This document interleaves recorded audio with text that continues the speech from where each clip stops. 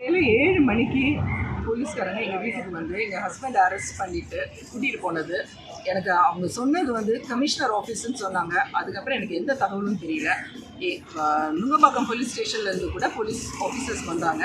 அவங்கக்கிட்டையும் நான் கேட்டேன், கமிஷனர் ஆஃபீஸுனாங்க. எனக்கு அதுக்கப்புறம் ஒரு தகவலும் யாருமே எனக்கு சொல்லலை.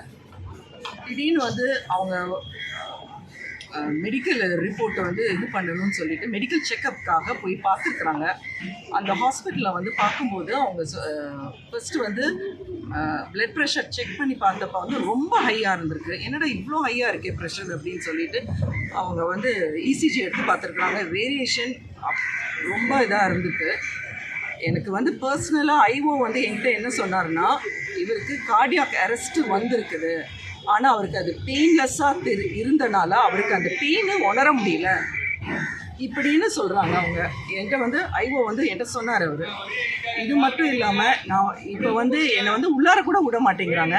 ஒரு வைஃபாக இதே ப்ரைவேட் ஹாஸ்பிட்டலாக இருந்தானே நான் என் ஹஸ்பண்ட் பக்கத்தில் தானே உட்காந்துருப்பேன்னு ஒன்று 41 பேர் வந்து கரூரில் வந்து இறந்ததுக்காக ரொம்ப கஷ்டமாக தான் இருக்குது எங்களுக்கு.